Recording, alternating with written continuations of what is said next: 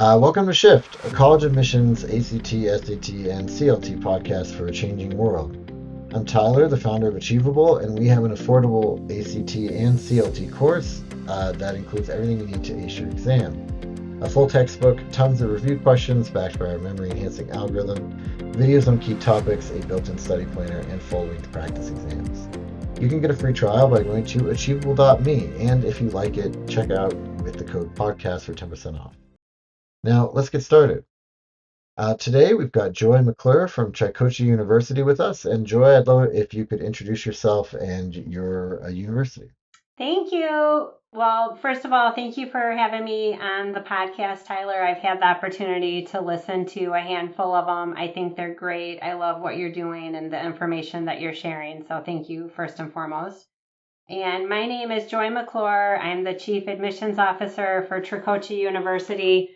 We're a group of beauty schools in the Midwest. We've been started out in Chicago a little over 20 years ago. We have 15 campuses all throughout the Midwest. So we're in the Illinois, Indiana, and Wisconsin markets. I myself have been in higher education on the admissions and marketing side for probably 25 plus years. So this is an industry that's really near and dear to my heart. I've been in this space for a long time. So thank you for having me. Yeah, great. And today, we're going to be talking about a term that you told me about, actually, and I hadn't heard it before, but the Toolbelt generation. So, who is the Toolbelt generation and kind of where's that term come from? Yeah, I think it's a really interesting change that we are seeing with the Gen Z population. This is a group of individuals that are not as interested in pursuing a traditional 4 year university experience. They seem to be very sensitive to the expense that goes along with going to traditional 4 year universities and sensitive to the time that it takes to complete that degree, and they are very open and interested in pursuing a degree or a training program that's more of a hands-on trades-based skill set and working in the industry at a quicker pace without incurring a bunch of debt.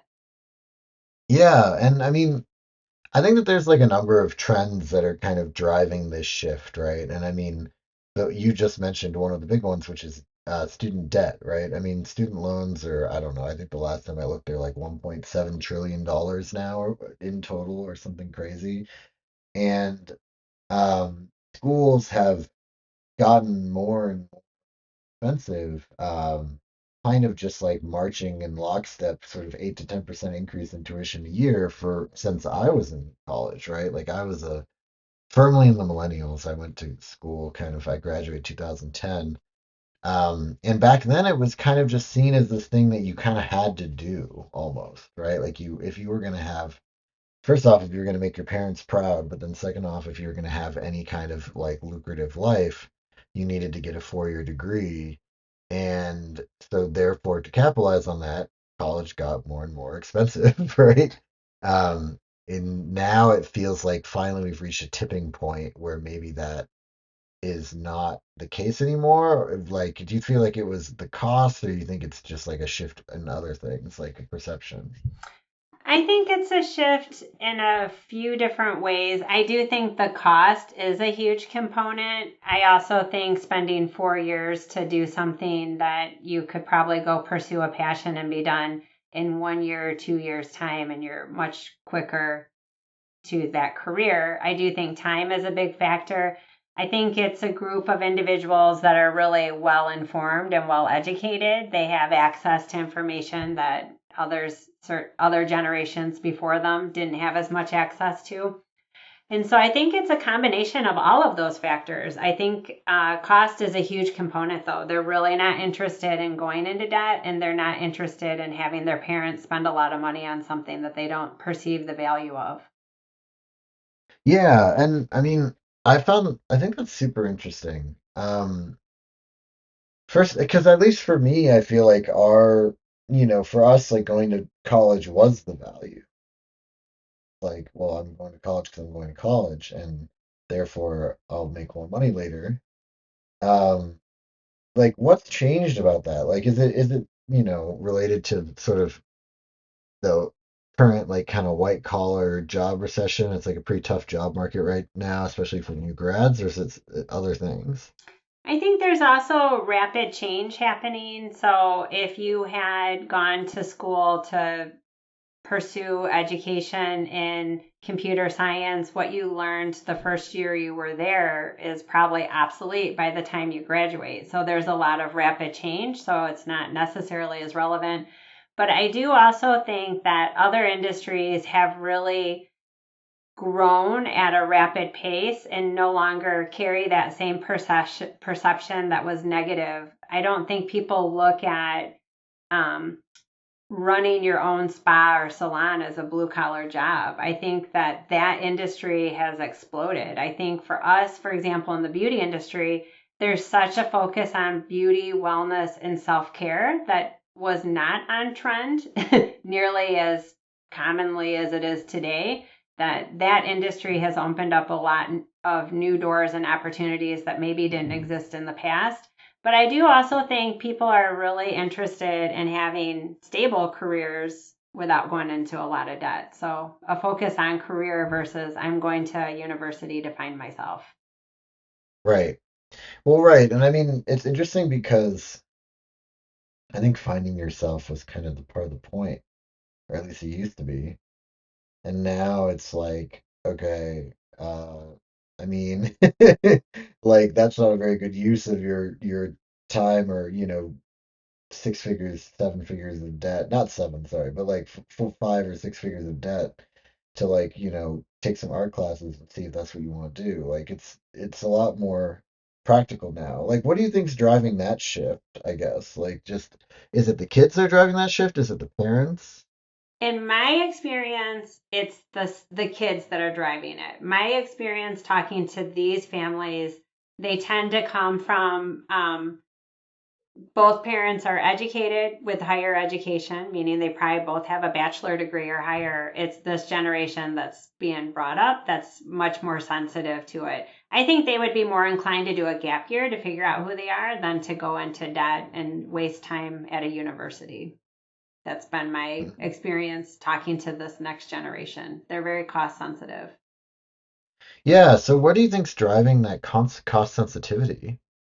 I don't know if it's just there's so much more access to information and awareness, but it's not unique just to higher education. I think there's a cost sensitivity with this generation that hasn't existed in times past, where they are very, um, it's trendy to find dupes. If I went and found a dupe product at a fraction of the price, if I bought the skincare from Trader Joe's that's one third of the price of some high end brand, that's a win in their mind. So it's this trend of how do I save the most money? It's definitely something that's appealing to this generation where I'm a Gen Xer, where you would have been designer jeans came out during my generation because you wanted to Mhm. be perceived as I have designer jeans. And this generation is much more, I bought this at Target and it looks just as good. And that's what they're proud about.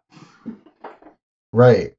Yeah, it's really interesting. I mean, I think it kind of aligns with this idea of this, the tool belt generation. It's kind of practical, right? And I mean, if you think about it, as the cost of college goes up and up and up, and the sort of results become less differentiated than what you would get at a degree at like a trade school, then maybe it starts to become hard to justify that cost, right? Yeah. And the students I've spoken with, they're sensitive to wasting their time or their parents' money, and they're really not interested in just partying while they're at school. They're much more laser focused and aware of what they want to do and how to do it. And so I think it comes back to they're very research oriented. They have a very clear understanding of what their options are, what a typical day in the life of a beauty school student would be, for example, for my university. Um, they are a very educated, savvy consumer of education. Hmm. Yeah, so what does that look like then? Like when you say they're a savvy uh, consumer of education. Yeah. So, they really are curious about what does a day in the life of a student look like? So if we did spotlight videos on social media, they're probably the most viewed. We have podcasts Hmm. now because they want to hear from alumni. They are very curious to come in and visit. They might get a service done so that they can learn more about it. We also are really connected to the high schools. If they have a program at that high school where they offer a vocational training, um, they may start in as early as in high school and then continue on and finish their training with us. Right. Yeah, and I mean that is also, I think, kind of an interesting thing, right? Do you feel like part of the reason why it's happening now, or when I say it is happening now, I mean the shift maybe back towards trade work is happening now, is because people have more exposure to it? I mean, I know that certainly like when I was in school, and I mean, I'm sure I'm showing my biases to saying this, but like I think the idea was that, white collar work was prestigious, and then like, the like other kinds of work were not, right? And also that white collar work had a much higher ceiling for what you could earn than other kinds of work did. And I feel like, that maybe that was never true, and it was just kind of like a misconception that the media pushed forward. Or maybe like the trades have changed, and you can make more money in the trades now because of how they've changed. Like what do you think is the reason why sort of there's that shift in perception? I think it's a combination. I do think that the trades have grown. So people are going back to farming, things that didn't ever, like you probably have millennials that are like, I'm going to own a farm and I'm going to, like there is this uh, simpler time approach. But I think a big factor is people are not as interested anymore the same way they were with owning things and prestige. I think they're much more interested in experiences. And Hmm. so if I could have this job and be a digital nomad and I could live anywhere, I think that's Hmm. attractive. If I go into the beauty industry, I can run my own business. I can pick my clients. I have this autonomy. So I do think it's Hmm. partly tied to what this offers me in terms of quality of life in my experience and what is it going to get me in exchange. And so I think there's a shift in what people desire and want as well. Yeah, well, speaking of that, one of the things that you mentioned was this idea of autonomy being really popular. Do you feel like that's become a lot more common in this generation, this idea of being your own boss and being kind of your own entrepreneur? Because I think it is tied to like both influencer culture and like the appeal of being an influencer. Yep, I think that's 100% it. If I said 15 years ago, I'm going to work for a beauty school and I'm going to have people come in and tell me they wanted to be influencers. This job didn't even exist, right? And Right. so I think it's heavily evolving and we need to evolve in the curriculum and what we offer in terms of training as an exchange. But I do think that's a huge factor. I think people want to come in and learn how to leverage social media so they can propel their career forward. And they can do that at a rapid pace. And they've seen it done over and over and over again on social media. So that's Right. definitely a big factor.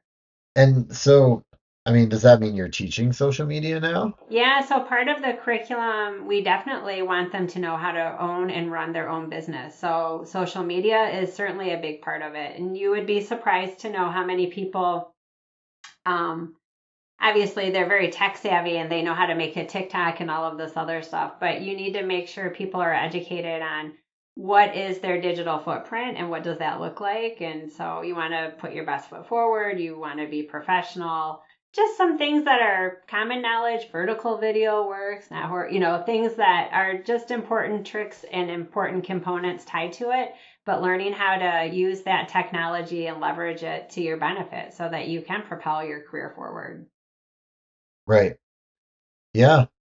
Yeah, I think that that's such an interesting thing about like basically trade schools now are teaching kind of things that would be in a normal like undergraduate business program a little bit, right? Like accounting or marketing or things like that. Yeah. I mean, yeah, like how has that been changing for you? I mean, is that like a recent thing or have you guys been doing this for a while? I would say probably for the last 5 years, it's definitely been woven into the curriculum. It's very important and it's a differentiator. So, this is how you're going to be able to come out and have a digital portfolio. This is how it's going to present. This is what's important.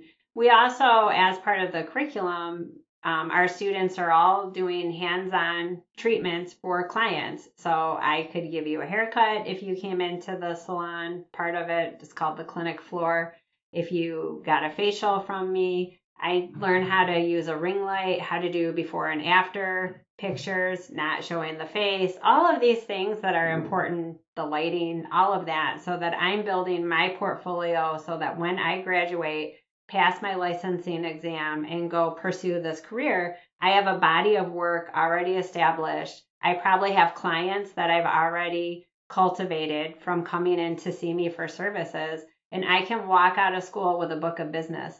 That's not very common at a traditional 4 year university. Yeah, yeah, I mean, I don't think that's a thing for your universities do at all, right? And I mean, Yeah. and that's part of I think what's driving this shift, but also it's just like a difference of kind of what colleges are, what's expected of them now. Hmm. I'm sure part of it is like that sort of like, for lack of a better word, like Yelp culture that like you talked about, where people are like looking stuff up online and seeing what you get out of it. There's also the gainful employment requirements, which I think came into play last year, where colleges now need to show how many of their graduates like get jobs, right? Or what the average pay is for those jobs and those kind of things.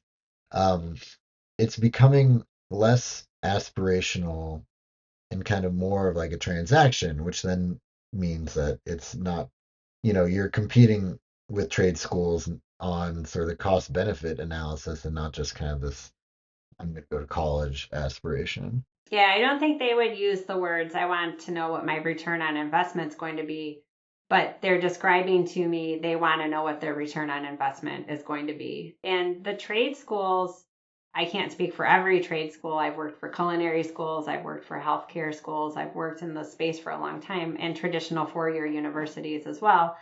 We've always been held accountable for our placement rates. That's always been a component. We're always held accountable for how many students take their licensing exam and pass and then go get gainful employment in the field of study. So this isn't new to us in this space. It's something that we've always been measured on in order to maintain our accreditation. And the licensing exam that a student would take in the state of Illinois, for example, for cosmetology or becoming an esthetician, it's the same licensing body that would license a medical doctor. So, though this field has been perceived as a trade school, which is true, you're learning a trade, you're learning a skill, the same accrediting body or licensing body is servicing both. And so, it's really a valuable skill. And I think people are interested in both the time that it takes to complete it and the amount of money that they're going to spend on it. So, Yeah, very interesting. Yeah, I also, how do you feel like this is going to change just like the broader landscape of like trade schools and universities, right? Like, do you feel like colleges are going to react to this by offering more trade type things? And there's going to be kind of like a merge, right? Because you're already offering more business type things. Or is it going to be more like a divergence? Like colleges are going to focus on white collar work and really and academic stuff and really kind of just like double down in that direction and versus the versus kind of going to where you guys are. I do think there will be a shift, but where I think it will be felt is in a smaller liberal arts college. I think that's who will be hit the hardest by this. I think that large institutions with long-standing history under their belt. I know University of Michigan had the highest number of first-time freshman applicants in all their existence this past year. Those schools Right. aren't going to go anywhere, and they're not going to shift towards the trades, I don't think, anyway. Um, but I do think the trades will continue to grow and emerge. But I do think who will get hit the hardest is probably a smaller liberal art college. I don't think that's a Mhm. luxury that consumers, in this case students, would be as interested in spending this large dollar for a small university that, and I could be wrong, I have no idea, but my hunch is that that's who will be hit the hardest. Yeah, well, that makes sense. Well, and I think it's just kind of, again, it's really about like what is the value that you're bringing to the table, and unfortunately, or you know, I don't know if you like whether or not you think it's unfortunate, I guess it's up to you, but I think it's unfortunately things like journalism or history or like stuff like that, a lot of those are not earning as much as they once were, right? And maybe that's because of AI or who knows, but it's interesting to see kind of. I think that when something like that changes, it changes the demand for learning how to do that as your career, right? Um, and I certainly know that it's been call it a tough 2 decades for journalists, right? Like just in general. Well, I'm really curious then, what are kind of what are the things that you think are kind of like myths or misconceptions about trade schools? And maybe like these are myths that are getting debunked, and that's part of the reason why, um, part of the reason why we're seeing this change now is because, with access to the internet, like these things are maybe like no longer sort of these myths are no longer able to be perpetuated. But what do you feel like maybe were the big myths about trade school and things that you see shifting now? Well, I can speak more on the beauty school industry specifically today, but I will Yeah, say I have worked for culinary schools in the past, and culinary right. became very sexy and trendy when the Food Network took off, and I think media has debunked Right, a when lot I of. bet it used to be like, oh, you're gonna be a chef, like that used to be looked down upon 20 years ago, Yeah, maybe. I work in the kitchen. Yeah, that wasn't a real, it wasn't prestigious, but media, whether it's the Food Network or these wildly successful chefs, have really showcased how there's so much art and talent that goes into being an amazing chef. And so now there's a better understanding of what that entails. I think the same is true for the beauty industry. Makeup artists are successful. If you wanted to go into the medical side of aesthetics, it's huge. Everybody wants the fountain of youth. They're trying to maintain their skin and their youthful look and take good care of their body. And Mhm. people look better and are healthier now than they have been in the past. So I think it's partly from media, but I also think there's this, if you stay current and you evolve, we really focus a lot on making sure our curriculum is current. We offer training that you wouldn't have seen 20, 30 years ago. If you want to learn how to do hair extensions, if you want to do a nano pen infusion on your skin, if you want to learn lashes and brows, you'll learn all Mhm. that, how to be a spray tan artist. That's all part of the curriculum. And so it's such a broader field than just cutting hair. That's such a small sliver of what it is today. So it's really broadened as well. Well, and I also think it's interesting. I mean, when I was in undergrad, and I went to, what I felt like was a pretty good undergrad, um, I was learning from case studies that were like 3 or 4 years old when I was in school. And by the time I got out of school, I went straight into doing marketing for mobile apps, which basically like didn't exist before that. And so none of what I had learned was really relevant. And I don't feel like trade schools can afford to do that, right? So in a way, you have to be way more on top of it than universities are. Absolutely. And because it's such a shorter runway, you can finish an aesthetics program in 6 months. You can become a licensed beautician in 9 months. So those are shorter durations as well. And you need to be employment ready. You need to have that book of business. You need to have your skill set developed. And so it's definitely a fast moving industry. But if you're at the right school that really stays current, you'll be ready. And that's really appealing to people today. They could continue on and make quite a bit of money, even if they wanted to continue their education later while they're doing it. They could make money while doing that. So, Right. Well, and it's also what you said that like, you start making money at 19, right? Instead of maybe 23. yep. I mean, what do you feel like drives that desire? Is it just that kids are kind of like, whatever, I'm done, I'm bored of school and I want to get out to doing my thing, or? I do think that's part of it, but also I don't think this is the same party generation that existed in the past. I think that that's definitely slowed. If you look at any of the alcohol sales, it's statistically down drastically. I want to say like 13%. And so this is a different behavior in that regard. And they're just much more educated and serious. I'm just shocked when I see these really young, confident individuals coming out of school at 19, owning it like a boss. It gives me a lot of hope in the future, to tell you the truth. I'm like, these are really confident individuals that have clear vision about what they want to do. They're not blurry eyed. Right. Yeah. I mean, what do you like? Do you think it's access to the internet that has given people that? Because I wasn't confident in my career probably till I was in my 30s.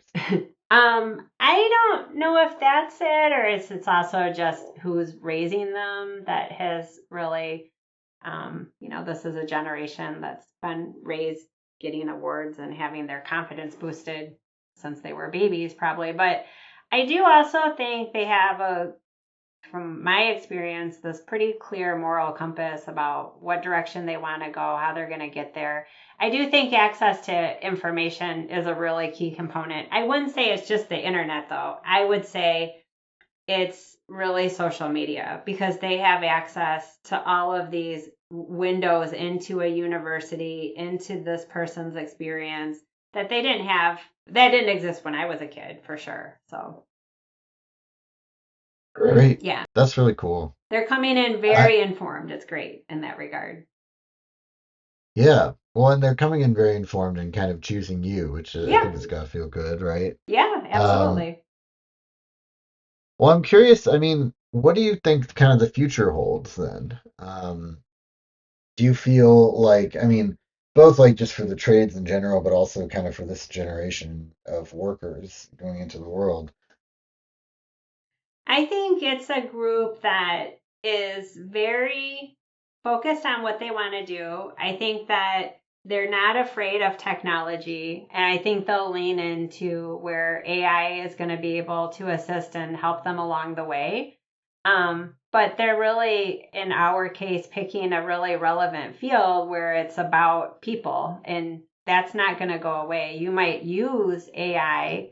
I may use AI to do a skin analysis on my client, and that would guide me on what kind of treatment I'm going to provide for them. But I'm still the one who's going to provide the treatment. So I think it's a savvy um, student who really understands how to do both. So the people side is never going to go away. And I think they make people feel beautiful and great about themselves. And that's really special. And that's what drives our students. They really like helping people feel great about themselves.